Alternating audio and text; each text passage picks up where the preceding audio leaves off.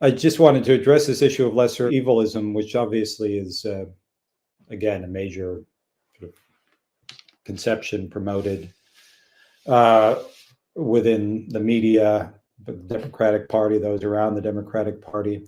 This is a party, an administration, the candidate, who have been personally involved in directing, overseeing, financing, justifying the genocide in Gaza, which has killed now something on the order of 200,000 people, one of the great crimes of the modern period. And it's part of an escalating global war, the danger of nuclear war. To speak about a lesser evil, I mean, and to argue that, oh, well, the task is to vote for this government of party of criminals, warmongers, has to be rejected. And they're not going to shift their policy, which I want to come back to. The other element is, and you see this argument often advanced, well, whatever the character of the Democratic Party, Harris, Trump represents a real danger, the danger of fascism, dictatorship. The Socialist Equality Party certainly is not downplay the significance and danger represented by Trump and his movement. Indeed, we have exposed and analyzed and fought to develop an understanding among workers and young people about this over an extended period of time, while the Democratic Party was basically silent and covering up the character of this movement, presenting Trump not as a fascist, but as weird, as the line was from Harris and Walz during the course of this election, covering up the danger.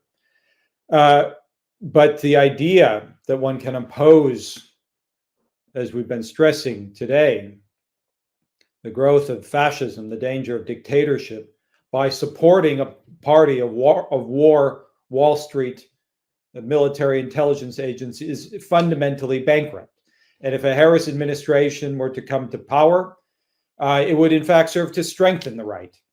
The orientation of any Harris administration would be to accommodate the Republican Party and its reactionary policies, anti-working class policies would only create more fodder for Trump to exploit. And the fact that 4 years after the coup and under conditions where Trump is plotting and encouraging a genuine fascist movement, that he could win or is in fact going to win tens of millions of votes. This is not because there are tens of millions of people who want a dictatorship in the United States. It's a condemnation of the politics of the Democratic Party. And unless there is a break with this whole framework, it is impossible to fight the fascist right. It is impossible to defend democratic rights. And I think this is really critical. We have to utilize the election period, the next 2 weeks, and the period after to fight for such a movement in the working class, to clarify these political issues. And that's the basis upon which we will develop a real movement against war and to defend democratic rights and oppose fascism. I just want to make one other point, which is, the experience of the genocide really has to be something that's just worked through by young people who've been involved in these protests, as Andy was indicating. Political conclusions have to be drawn about what type of movement has to be built. And all the appeals to the Democratic Party, to the criminals, war criminals, to stop their war crimes fall on deaf ears. Strutsky said one might as well pray for rain. And a different type of politics has to be developed. And I think they're also developing an understanding of the role of forces as the Green Party.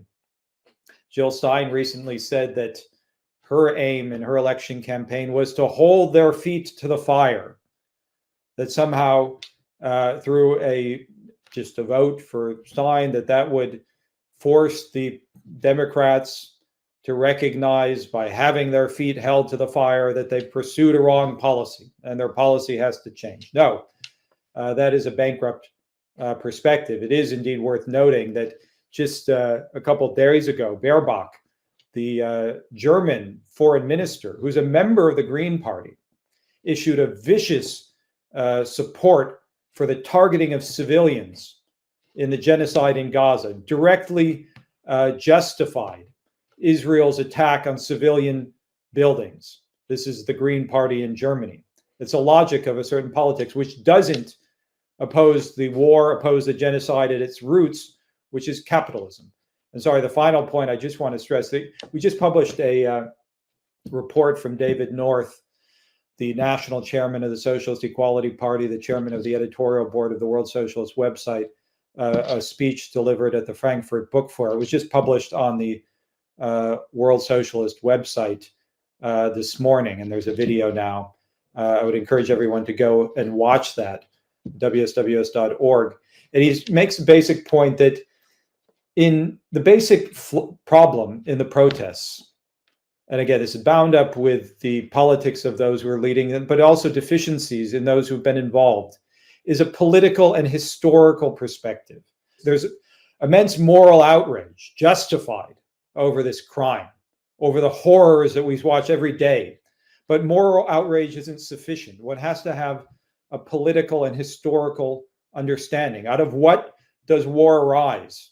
The basic contradictions of capitalism, between world economy and the nation state system, between social production and private ownership, that this is the root of imperialist war, that the analysis made of the great Marxists, Lenin, Trotsky, of the First World War, of the Second World War, are now re-emerging or have immense relevance for an understanding of what's happening today.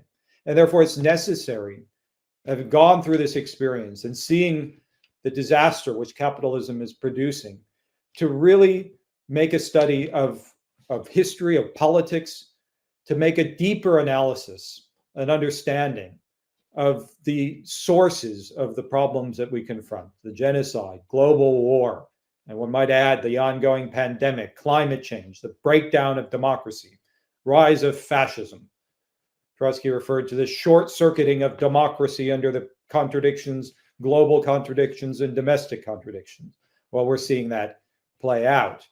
But the development of that deeper understanding, of a theoretical perspective, not just outrage, because outrage is not sufficient, but an understanding. And from that understanding of the roots of the war, of the roots of the genocide, of the roots of fascism, comes an understanding of the necessity of building a socialist movement in the working class, that there is no other way, that is the way, that's the form through which a fight has to be waged.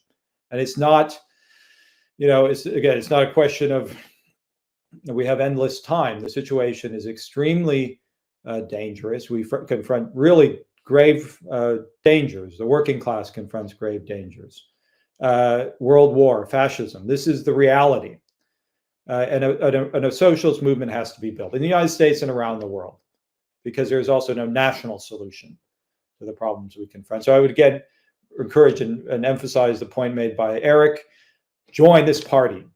Make the decision to become involved. We want your vote. Vote for us wherever you can, or on the ballot. Write in. Vote Socialist Equality Party, Joseph Kishore and Jerry White for president. But the basic question, build this movement. Join the SEP. Join the IYSSE. Build the IYSSE on campuses, among young people. And make the decision to take up this fight for socialism, because we are confronted, as Luxemburg said, socialism or barbarism.